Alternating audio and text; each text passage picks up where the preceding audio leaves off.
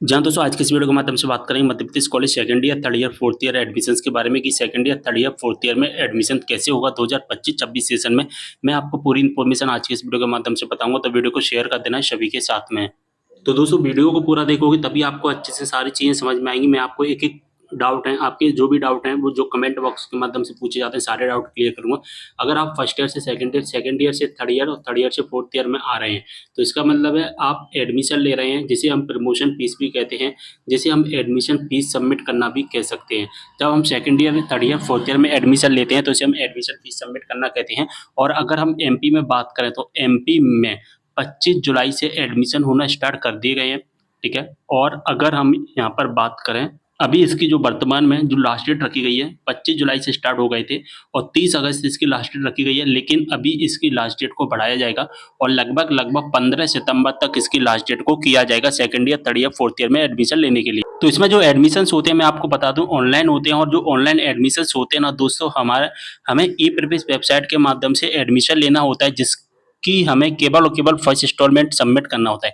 यानी कि हमारी कॉलेज की जो एक्चुअल फीस होती है उस एक्चुअल फीस का हमें केवल केवल फर्स्ट इंस्टॉलमेंट सबमिट करना है। तो चलिए अब मैं यहाँ पर फुल डिटेल आपको बताऊंगा पहले, ठीक है। आपके सारे डाउट क्लियर करूंगा, second year, third year, fourth year admission process को आपको बताऊंगा। सबसे पहले आपको क्या करना है, एडमिशन लेने के लिए अपने कॉलेज से फॉर्म अप्रूव करवाना होगा। जब तक आपका फॉर्म अप्रूव नहीं होगा कॉलेज से, ठीक है, ध्यान से सुनना, सारी चीजें आपको अच्छे से समझ में आएंगी सभी चीजें।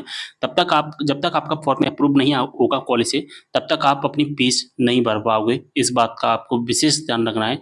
स्टूडेंट के बहुत सारा ज़्यादा कमेंट आ रहे हैं कि सर हम फीस नहीं भर पा रहे हैं, तो आपको सबसे पहले अप्रूव करवाना होगा। और अप्रूव कहाँ से होता है, कॉलेज से होता है। अप्रूव करवाने के लिए कोई भी डॉक्यूमेंट नहीं लगता है, केवल आपको कॉलेज में जाना है और वो अप्रूव कर देंगे, कंप्यूटर ऑपरेटर, वहाँ पर बात कर लेना, ठीक है। इसके बाद में जो दूसरा स्टेप आपको करना पड़ता है वो ई प्रवेश वेबसाइट पर आना होगा। ई प्रवेश वेबसाइट पर आने के बाद में आपको second year, third year, fourth year के नाम से एक लिंक दिखेगा, वहाँ पर आपको साइन अप का ऑप्शन आएगा और फिर आपको डिजी लॉकर से आपको साइन इन यानी कि लॉगिन करना है। लॉगिन जैसे ही आपका हो जाता है 524 रुपये आपको फीस देनी होती है, जिसमें से 500 रुपये तो हमारी कॉलेज की एक्चुअल फीस जिसे हम कहते हैं फर्स्ट इंस्टॉलमेंट फीस होती है, और बाकी की जो फीस होती है वो पोर्टल चार्ज होता है, ठीक है। बात समझ में आ गई। और इसके जैसे आप फीस सबमिट करोगे आप उसका एक रिसिप्ट निकाल लेना। रिसिप्ट निकालने के बाद में आपको कॉलेज में जमा कर देना रिसिप्ट, और आपका एडमिशन कंप्लीट हो जाएगा। जो 500 रुपये है ना वो आपकी एक्चुअल फीस में से माइनस भी हो जाएंगे।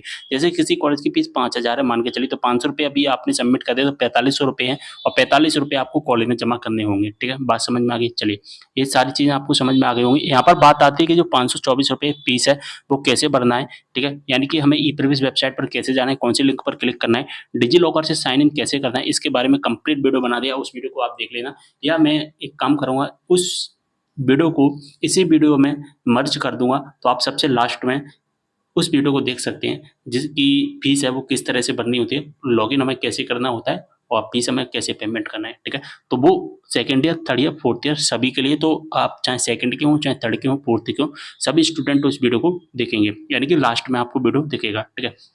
डॉक्यूमेंट के लिए आपको केवल और केवल डिजी लॉकर आईडी चाहिए। डिजी लॉकर आईडी का मतलब होता है आप सभी को पता है डिजी लॉकर पे एक आईडी बनती है जो कि आपके आधार कार्ड या आपके मोबाइल नंबर से बनती है। तो मोबाइल नंबर या आधार कार्ड आपके पास में होना चाहिए। तो आधार कार्ड और मोबाइल नंबर दोनों में जो नंबर है वो एक ही होना चाहिए, यानी कि लिंक होना चाहिए, ठीक है। इसके बाद में स्टूडेंट के डाउट है कि सर कॉलेज का रिजल्ट नहीं आया है, तो रिजल्ट का इंतजार कर लेना है। यानी कि आप फर्स्ट ईयर से सेकंड ईयर, सेकंड ईयर से थर्ड ईयर, थर्ड ईयर से फोर्थ ईयर में आ रहे हैं, तो आपका प्रीवियस ईयर का आपका रिजल्ट नहीं आया है, तो थोड़ा सा इंतजार कर लेना है आपको। और जो ज़्यादातर थर्ड ईयर के तो रिजल्ट आ ही गए हैं सबके, और ज़्यादातर सेकंड ईयर के भी रिजल्ट आ गए। कुछ यूनिवर्सिटी है जिनके लगभग 28-29 तारीख तक रिजल्ट आ जाएंगे, और फर्स्ट ईयर के अगर रिजल्ट नहीं आए हैं तो आप इंतजार कर लेना, ठीक है। अगर रिजल्ट नहीं आता है तो कॉलेज से अप्रूव करवाने के बाद में आप अपना फॉर्म सबमिट कर देना। अगर कॉलेज वाले कह रहे हैं कि हमारा रिजल्ट आने के बाद ही हम अप्रूव करेंगे, तो कोई चिंता करने की बात नहीं। जैसा कि मैंने आपको बताया कि अभी 15 सितंबर तक इसकी लास्ट डेट को आगे बढ़ाया जाएगा, ठीक है। अभी वर्तमान में कितनी लास्ट डेट है, 30 अगस्त है, जो कि मैं वीडियो बना रहा हूँ। 24 अगस्त को आपको वीडियो मिलेगा, और 15 अभी वर्तमान में इसकी लास्ट डेट 30 अगस्त रखी गई है। अगर दोस्तों आपका रिजल्ट आ गया है और अगर आप यूजी के स्टूडेंट हैं, यूजी का मतलब होता है बीए, बीकॉम, बीएससी, बीएलएलबी, जो 12वीं क्लास के बाद में जो कोर्सेज होते हैं उन कोर्सेज में आपने एडमिशन लिया है और आपका रिजल्ट आ गया है, first year, second year, third year का आपका रिजल्ट आ गया है, तो आपका जो रिजल्ट आया है उस रिजल्ट में किसी एक विषय में अगर सप्लीमेंट्री है, ठीक है, किसी एक विषय में सप्लीमेंट्री है, तो आप जो कि अगली कक्षा में प्रमोट हो जाओगे। यानी कि अगर आप फर्स्ट ईयर में रिजल्ट आया, फर्स्ट ईयर में एक विषय में सप्लीमेंट्री है तो सेकंड ईयर में चले जाओगे। सेकंड ईयर का रिजल्ट आया है और एक विषय में अगर सप्लीमेंट्री है तो थर्ड ईयर में चले जाओगे, यानी कि थर्ड ईयर की फीस भर पाओगे। थर्ड ईयर में सप्लीमेंट्री आई है तो फोर्थ ईयर का आप फॉर्म भर पाओगे, एडमिशन फीस सबमिट कर पाओगे।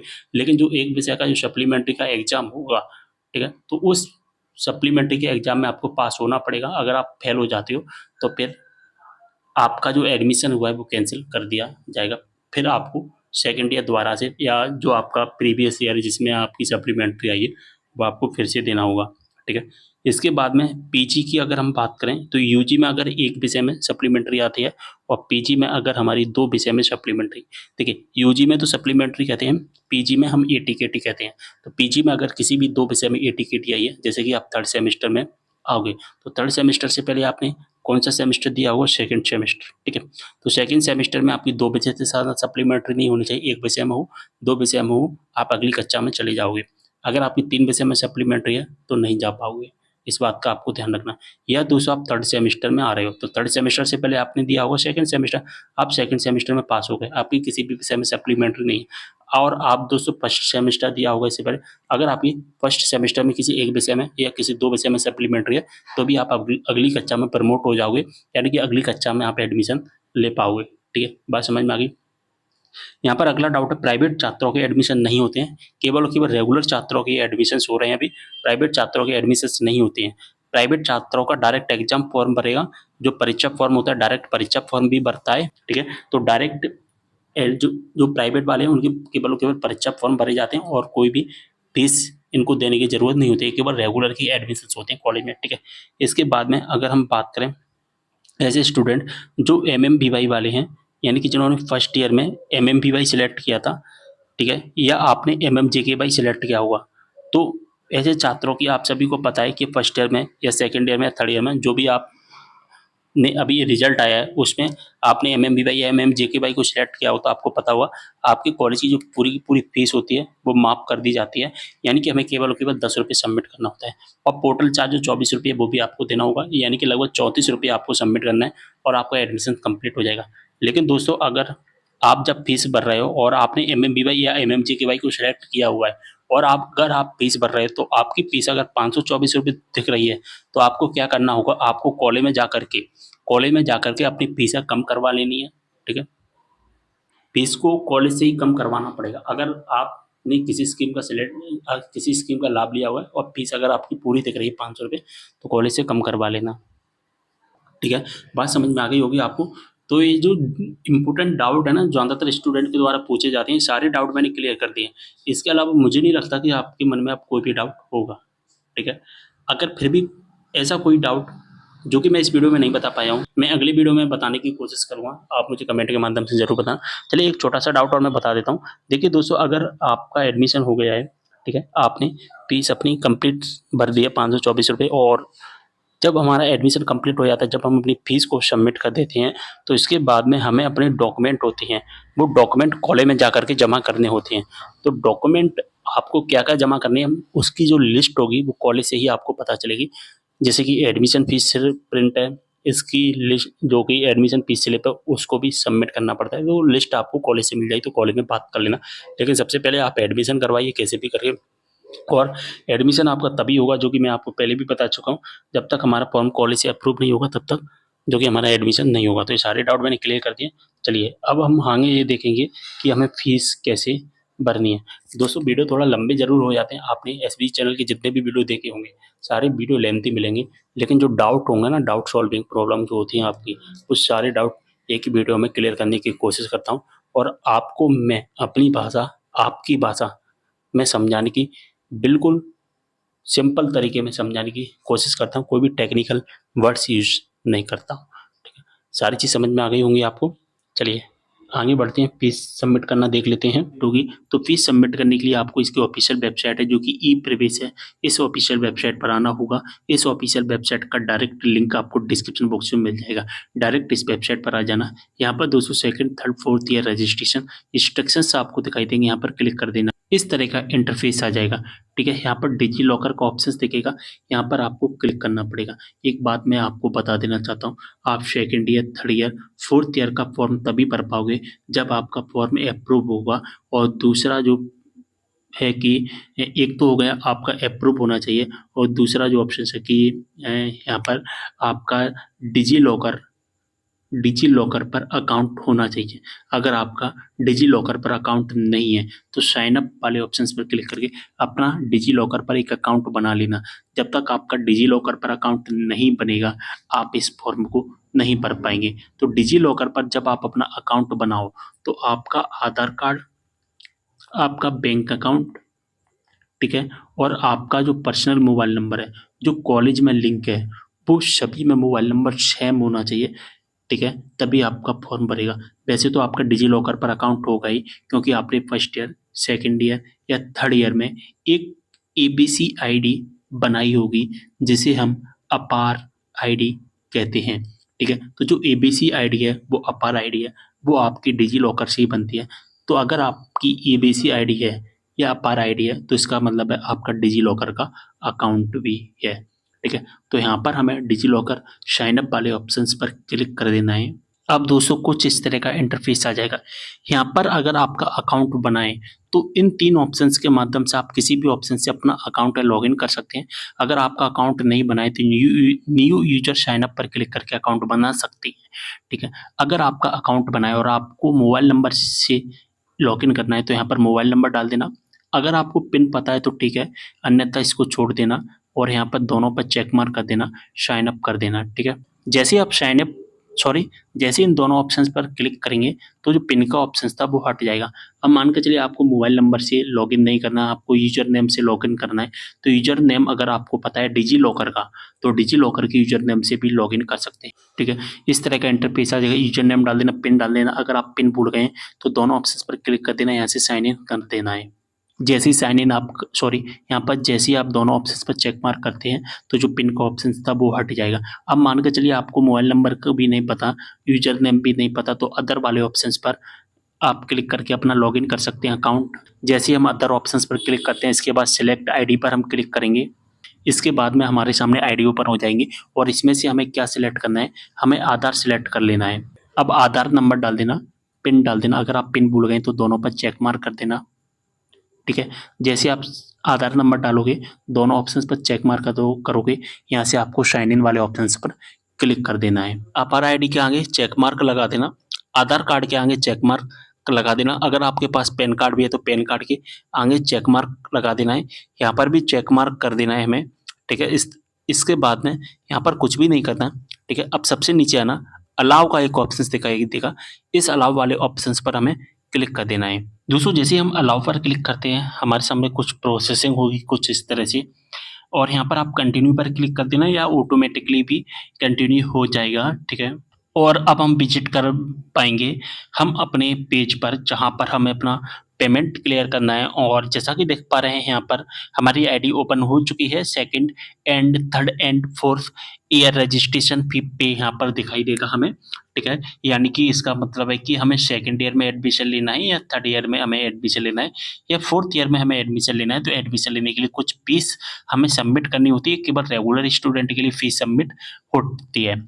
ठीक है, यहाँ पर हमारी स्टूडेंट प्रमोशन डिटेल हमें दिखाई देगी। जैसा कि देख पा रहे हैं स्टूडेंट डिटेल में यहाँ पर हमें दिखाई देगा प्रमोटेड टू, यानी कि हम किस ईयर में प्रमोट हो रहे हैं और वर्तमान में हम किस ईयर में हैं और किस ईयर के लिए हम प्रमोट हो रहे हैं। जैसा कि देख पा रहे हैं किस सेशन के लिए।